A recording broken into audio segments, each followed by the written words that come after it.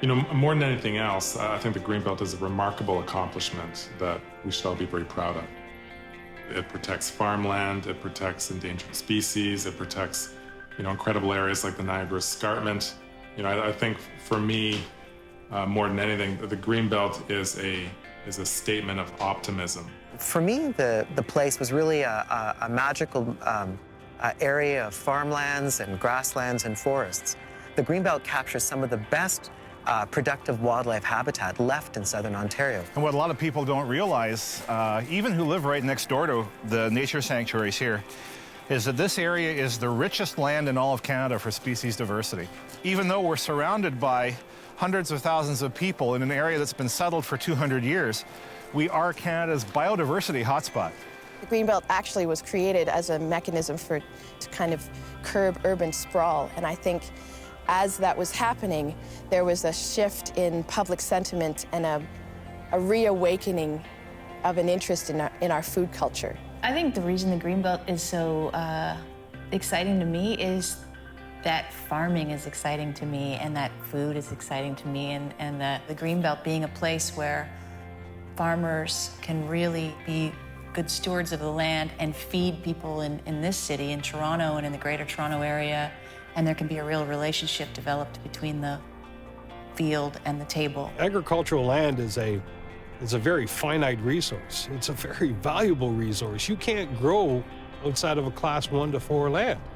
And as we continue to eat up our agricultural land in favor of a McMansion somewhere, we lose the opportunity to be able to have food for future generations. So I thought what we need is a way to communicate with people to help them identify local food that is produced in an environmentally and socially responsible way, and encourage them to support their local farmers and tell them about all the multiple benefits.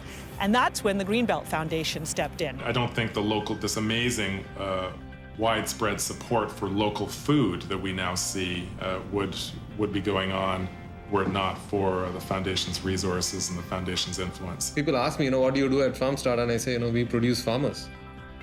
That's in a nutshell, or just in a sentence, that's what we do. And why do you need to do that? Because only 2% of the population grows your food, and that 2% is unfortunately dying out. This is a crossroads for people as well as for nature. And our intention with the Cootes to Escarpment project is to use this as a showcase for the intention of the Greenbelt, which is to protect this vital relationship between nature and landscape and people that gives Ontario its fundamental character.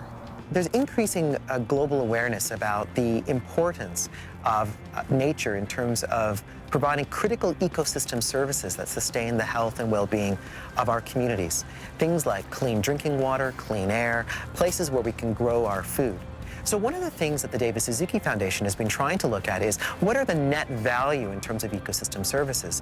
And one of the ways that we've been able to measure that is by looking at the replacement costs of those services if they were degraded or destroyed.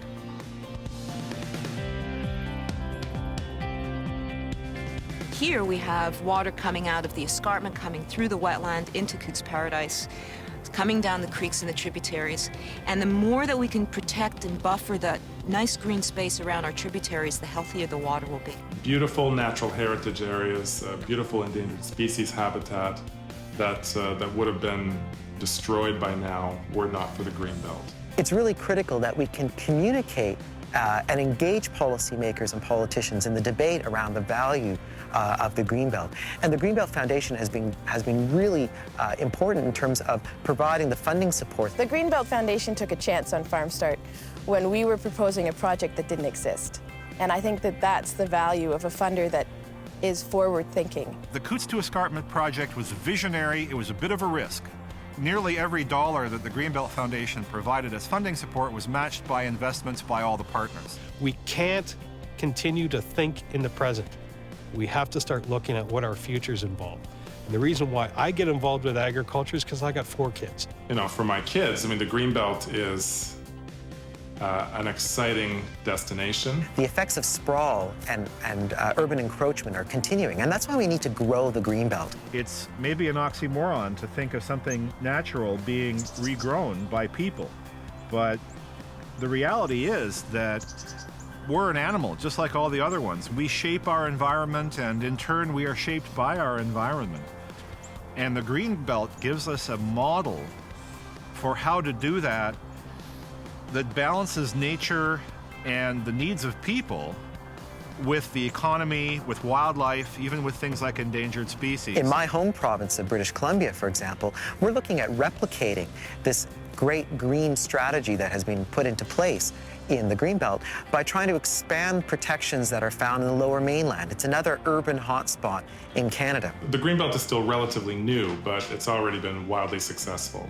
There's no doubt in my mind that within a few years, the Greenbelt is going to be much larger and even more important than it is now. I can't see any other place in Canada that has as much of a chance to be valued as the natural areas we have right here.